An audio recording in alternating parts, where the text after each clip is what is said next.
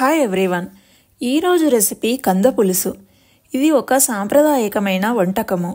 కార్తీక మాసంలో ఒక్కసారైనా కంద తినాలి అంటారు.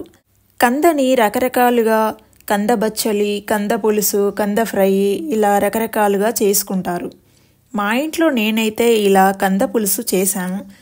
కార్తీక మాసం కదా, ఒక్కసారైనా తినాలి కదా అని ఇలా కంద పులుసుని చేసుకున్నాము. మీరు కూడా ట్రై చేయండి, చాలా బాగుంటుంది. శీతాకాలంలో కందని తినాలి అంటారు. ఇందులో మంచి ఫైబర్ ఉంటుంది. ముందుగా కందని పీల్ చేసి శుభ్రంగా కడిగి చిన్న ముక్కలుగా క్యూబ్స్ లాగా కట్ చేసి కుక్కర్లో ఒక 2 విజిల్స్ వచ్చే వరకు పెట్టుకోవాలి. ఇప్పుడు స్టవ్ వెలిగించి ప్యాన్ పెట్టుకొని ఆయిల్ వేసుకోవాలి. ఆయిల్ కొద్దిగా ఎక్కువగానే వేసుకోవాలి.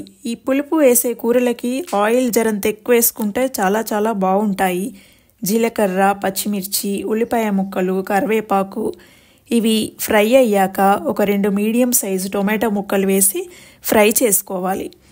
ఫ్రై అయ్యాక అల్లం పేస్టు, ఒక 2 టేబుల్ స్పూన్ల పసుపు, కంద ముక్కలు వేసి తగినంత ఉప్పు, కారము, జీలకర్ర మెంతి పొడి వేసుకొని మంచిగా 10 నిమిషాల పాటు ఫ్రై చేసుకోవాలి.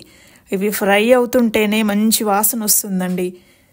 ఇలా ఫ్రై అయ్యాక ఇప్పుడు 1 కప్పు చింతపండు పులుసును వేసుకొని ఒక గ్లాసు నీటిని కూడా పోసుకొని 10 నుంచి 15 నిమిషాలు మంచిగా ఉడికించుకోవాలి. ఈ కర్రీ అనేది ఇలా థిక్గా ఆయిల్ మంచిగా పైకి తేలే వరకు దీన్ని ఇలా వండుకోవాలి. ఇప్పుడు ఒక 2 టేబుల్ స్పూన్ల ధనియాల పొడి, ఒక చిన్న బెల్లం ముక్క వేసుకొని స్టవ్ ఆఫ్ చేసుకోవాలి. అంతే, కందగడ్డ పులుసు వేడి రైస్తో తింటే చాలా బాగుంటుంది.